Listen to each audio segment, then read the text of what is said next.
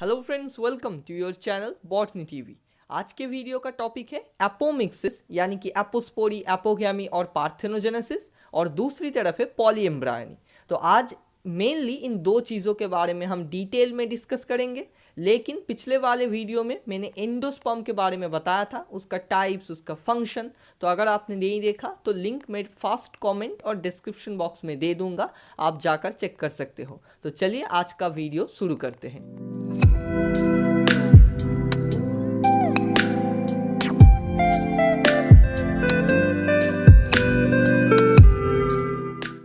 तो देखिए, एक एंजियोस्पर्मिक प्लांट में जो नॉर्मल सेक्सुअल लाइफ साइकिल होता है उसमें क्या है कि एक मेल गैमेट और एक फीमेल गैमेट का फर्टिलाइज होकर एक जाइगोट प्रोड्यूस्ड होता है जो कि डिप्लॉयड होता है। उससे एम्ब्रायो और एम्ब्रायो से सीड, अल्टीमेटली सीड जर्मिनेट होता है और उससे एक नया प्लांटलेट प्रोड्यूस होता है। और फिर से वो प्लांट बड़ा होता है और उसका गैमेटोफाइटिक स्टेज आता है, यानी कि उस प्लांट में अभी गैमेट्स प्रोड्यूस्ड होगा। तो ऐसे ही स्पोरोफाइटिक एंड गैमेटोफाइटिक जो जनरेशन है वो प्लांट में चलता रहता है, जिसे कहा जाता है ऑल्टरनेशन ऑफ जनरेशन। और इस टॉपिक को यानी कि ऑल्टरनेशन ऑफ जनरेशन को मैंने पिछले एंडोस्पर्म के वीडियो में बहुत ही डिटेल में बोला था, आप जाकर चेक कर सकते हो। अभी देखिए, जो मेल गैमेट और फीमेल गैमेट का फ्यूशन होता है फर्टिलाइजेशन के समय, तो उसे कहा जाता है सिनगैमी या फिर एम्फीमिक्सिस। हम लोग क्या जानना चाहते हैं कि एपोमिक्सिस क्या होता है।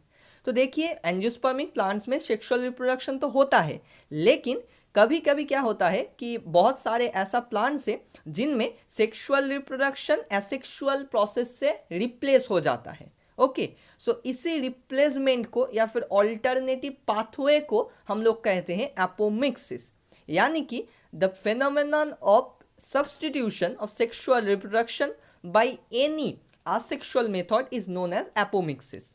ये जो टर्म है एपोमिक्सिस, इसे 1980 में साइंटिस्ट विंकलर ने फर्स्ट प्रपोज किया था। According to him, the term apomixis refers to the substitution of sexual reproduction by any such method which does not involve syngamy and meiosis।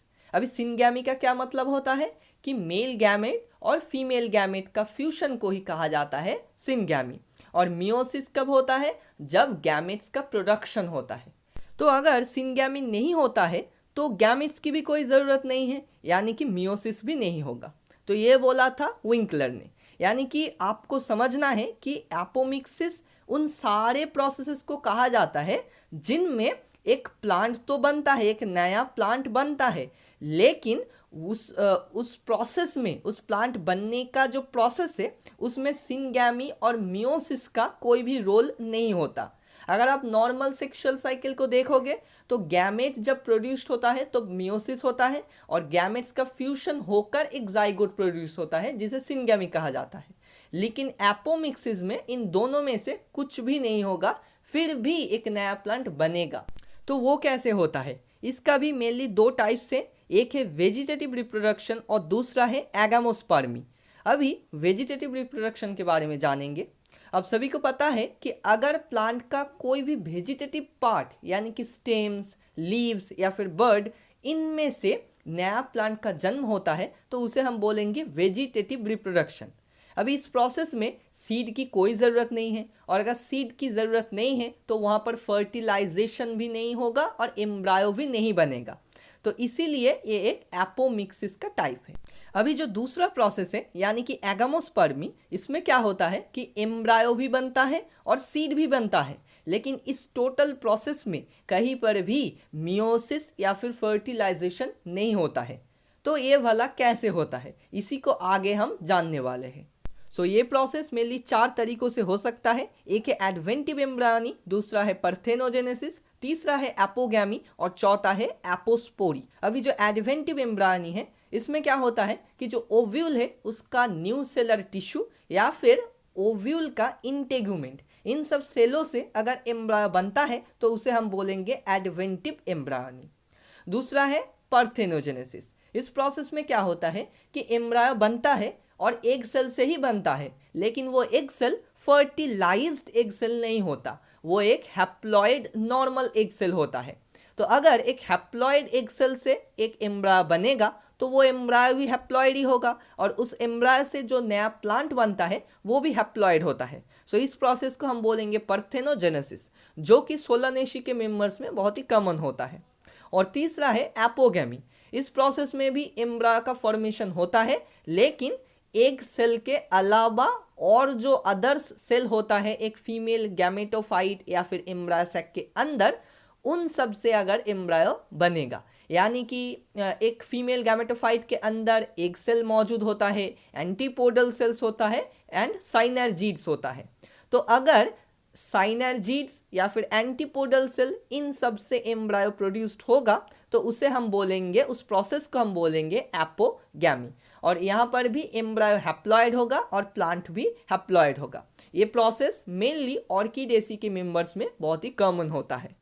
अभी जो चौथा प्रोसेस है यानी कि एपोस्पोरी, इसमें क्या होता है कि यहाँ पर भी एक एग सेल से ही एक एम्ब्रायो का फॉर्मेशन होता है पार्थेनोजेनेसिस की तरह, लेकिन यहाँ पर जो एग सेल होता है वो डिप्लॉयड होता है। नॉर्मली एग सेल कहाँ पर बनता है? फीमेल गैमेटोफाइट या फिर एम्ब्रायो सैक के अंदर, और एम्ब्रायो सैक बनता है मेगास्पोर मदर सेल से। अगर आपने मेगास्पोरोजेनेसिस और मेगा गैमेटोजेनेसिस को अच्छी तरीके से पढ़ा होगा तो आपको मालूम चलेगा कि जो डिप्लॉयड मेगास्पोर मदर सेल है उसका मियोसिस होकर हैप्लॉयड मेगास्पोर बनता है, और इसी हैप्लॉयड मेगास्पोर से एक हैप्लॉयड एम्ब्रायो सैक बनता है जिसके अंदर एक हैप्लॉयड एग सेल होता है। ये नॉर्मल प्रोसेस है। लेकिन एपोस्पोरी में क्या होता है कि जो एम्ब्रायो सैक है वो कोई हैप्लॉइड सेल से नहीं, एक डिप्लॉयड स्पोरोफाइटिक सेल से बन जाता है, और इसीलिए टोटल एम्ब्रायो सैक डिप्लॉयड होता है। उसके अंदर जो एग सेल है वो भी डिप्लॉयड होता है, और इसी एग सेल से डायरेक्ट जब एम्ब्रायो बनता है तो उसी प्रोसेस को हम बोलेंगे एपोस्पोरी। सो आप देख सकते हो कि एपोस्पोरी भी बहुत हद तक पार्थेनोजेनेसिस की तरह ही है, लेकिन सिर्फ फ़र्क यही है कि वहाँ पर एक हैप्लॉइड एग से एक हैप्लॉइड एम्ब्रायो प्रोड्यूस्ड हो रहा था, लेकिन यहाँ पर एक डिप्लॉयड एग से एक डिप्लॉयड एम्ब्रायो प्रोड्यूस्ड होगा। तो इसीलिए इस प्रोसेस को डिप्लॉयड पार्थेनोजेनेसिस भी कहा जाता है। सो उम्मीद है कि आपको ये टॉपिक अच्छी तरीके से समझ में आ गया है। अगर कोई भी दिक्कत हो तो मुझे कमेंट बॉक्स में पूछ सकते हो, मैं उसका जवाब दूंगा। और हाँ, वीडियो अच्छा लगे तो फ्रेंड्स के साथ भी शेयर कर देना, और चैनल पर नए हो तो सब्सक्राइब कर देना। See you in the next video. Stay happy, be healthy.